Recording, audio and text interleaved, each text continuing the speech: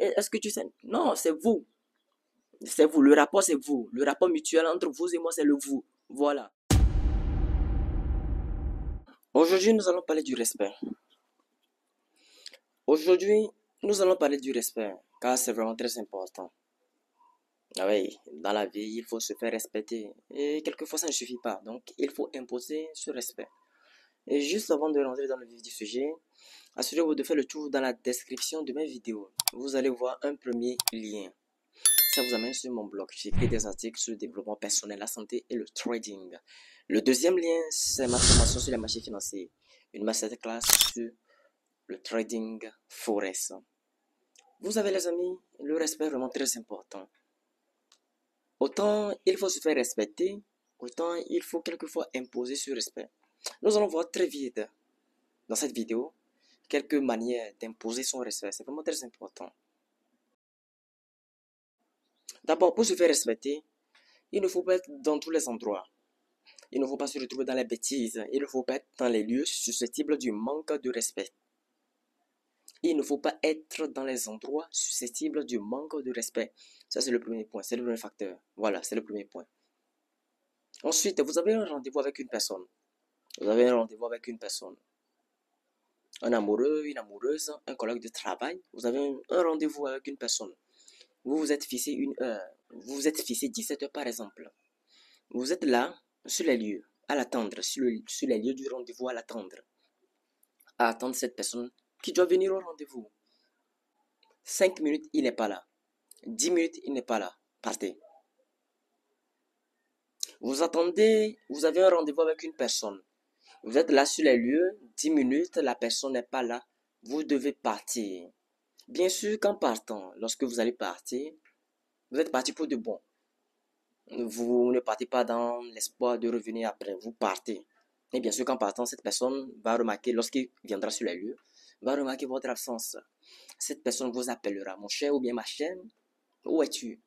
Vous allez tout simplement lui répondre que vous avez attendu plus de 10 minutes et donc vous avez certaines responsabilités, que vous êtes vraiment navré et que bon, je pense que voilà, il serait préférable de reporter ce rendez-vous à une autre date, à un autre jour. C'est vraiment très important. En le faisant comme ça, vous imposez votre respect. La personne en question devant vous, la personne derrière le téléphone percevra que elle a affaire à une personne de haut calibre. Parce que vous imposez ce respect. C'est vraiment très important. Parfois, on oublie de faire ça. Parfois, on oublie de faire ça. Et on se dit, bon, de toutes les façons, la personne va venir, je vais l'attendre. De toutes les façons, la personne va venir, je vais l'attendre. Et quand vous appelez la personne, qu'est-ce que la personne vous dit? La personne a tendance à vous dire que non, je suis sur le chemin. Ce n'est pas ça. Je suis en route. C'est toujours comme ça. Je suis en route, je viens, je suis en route. Mais plus de 10 minutes, la personne n'est toujours pas là. Plus de 20 minutes, la personne n'est toujours pas là. Plus de 30 minutes, la personne n'est toujours pas là. Vous remarquez ça une première fois, une deuxième fois, déjà même une première fois, vous partez. C'est vraiment très important. Ensuite, vous rencontrez une nouvelle personne. Vous rencontrez une personne, mais vous êtes en train de discuter avec une personne pour la première fois. Et la personne commence par vous tutoyer. Il y a certains gens du tutoiement qu'il faut accepter. Et la personne commence par vous tutoyer. Vous êtes en train de discuter avec une personne que vous ne connaissez pas, bien pour une première fois, et la personne vous emploie le tu. Ça peut être un collègue de travail, ça peut être quelqu'un. Alors que vous voyez la personne, alors que vous lui donnez le respect nécessaire de vous. Et lui, en l'occurrence, dans son cas, il vous tutoie.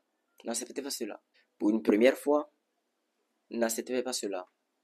Instaurez le cadre du respect. C'est le vous. Pourquoi se tutoyer? Vous savez, le tutoiement, ça ne marche pas avec n'importe qui. Ça ne marche pas avec tout le monde. Il y a certaines personnes, c'est le vous obligé. Le tutoiement, dans certains cas, amène le manque de respect. Avant que le manque de respect ne s'installe, il y a d'abord la familiarité. Avant que le manque de respect ne s'installe, c'est à base du tutoiement. Et sachez que le tutoiement, ça ne marche pas avec n'importe qui. Ça ne marche pas avec n'importe qui. Vous devez savoir les personnes qui doivent vous tutoyer en utilisant le mot tu ou bien le pronom personnel tu ou bien toi. Et vous devez également savoir les personnes qui doivent vous voir. C'est vraiment très important. C'est vraiment très important. Ensuite, vous écrivez à une personne, vous écrivez à une gonzesse, alors que nous parle de femme. Vous écrivez à une femme, on vous laisse en vue. N'essayez pas là, dans un désespoir, à vouloir envoyer un deuxième message, un troisième message, un quatrième message. Non, pourquoi tu regardes mes messages, tu ne réponds pas? Je t'ai envoyé un message à midi, tu m'as répondu à 17 h. La personne vous répond. Quand est-ce qu'il vous répond, n'est-ce pas? Ensuite, vous aussi, lorsque vous percevez le message, prenez le temps nécessaire de répondre après. La personne a fait 2 jours, prenez aussi 2 jours. Vous-même, prenez même 3 jours. La personne a fait 5 heures de temps, prenez sur 5 heures de temps. En le faisant ici, vous instaurez le respect. Mais si par contre, vous écrivez à une femme et qu'on vous a laissé en vue, et vous êtes dans le déni, bien sûr, parce que ça vous fait mal, et que dans ce déni-là, vous essayez d'envoyer un deuxième, troisième message pour la faire raisonner, parce que les femmes vivent dans les montagnes du sein. Les femmes ne sont pas comme les hommes. Les femmes n'utilisent pas leur logique comme les hommes. Voilà. Les femmes, ce sont les émotions. Elles sont tout le temps chamboulées par les émotions. Donc, vous êtes dans vos émotions. Vous ne vous contrôlez pas. Vous envoyez une deuxième histoire, une troisième histoire. Parce que vous êtes dans vos émotions. En faisant que ça, vous êtes en train de perdre de la valeur. Vous êtes en train de perdre votre respect. Ne le faites pas. Prenez le temps nécessaire pour répondre après. Elle vous a écrit. Vous lui avez écrit et vous avez laissé en vue. Elle n'a pas répondu. 1 heure, 2 heures, 3 heures de temps après. Il n'y a pas de problème. Vous aussi prenez 3 heures, 4 heures, 5 heures de temps après, voire même une journée, 24 heures.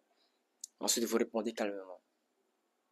Vous êtes en train de lui insuffler inconsciemment que je ne suis pas le genre de personne sur qui ou bien avec qui vous pouvez faire ce genre de merde. C'est vraiment très important. Mais ceci n'est pas valide si c'est dans le cas d'un patron. Si c'est dans le cas d'une opportunité, vous attendez une opportunité de travail, vous attendez à ce que quelqu'un de haut gradé vous élève dans la société, quelqu'un de mieux placé que vous ouvre des portes, une opportunité vers une affaire, un business, quelque chose comme ça. Cela, ce que je viens de dire, n'est pas valable dans ces cas-là. Mais si c'est un collègue de travail, quelqu'un, un ami, un amoureux qui vous fait tous ces histoires-là, vous aussi prenez le temps nécessaire. Mais ceci n'est pas valable si c'est un patron, si c'est un chef hiérarchique, si c'est quelqu'un qui va vous donner des occasions, des opportunités de vie, des opportunités de travail. Si vous met en attente et qui vous répond finalement, écrivez. Répondez. C'est vraiment très important. Répondez. Ne soyez pas là pour dire dans votre coin, non, il m'a laissé en vue. Il m'a laissé en vue. Moi, si je vais pas lui répondre. Non, ne faites pas ça. Répondez. Répondez jusqu'à ce que vous... répondez. Jusqu'à ce que vous ne soyez en acquisition de votre opportunité. Jusqu'à ce que vous ne soyez en acquisition de cette affaire. De cette affaire autant pour moi. Jusqu'à ce que vous ne soyez en acquisition des compétences nécessaires. C'est ça, dans la vie, il faut savoir être parfois un stratège, un fin stratège même. Voilà, il faut user des stratégies. Il faut user de beaucoup de choses, vous voyez. C'est ça. Donc, c'est tout pour cette nouvelle vidéo. J'espère que vous avez aimé et apprécié. Likez la vidéo. Faites le tour dans la description de mes vidéos. Partagez cette vidéo.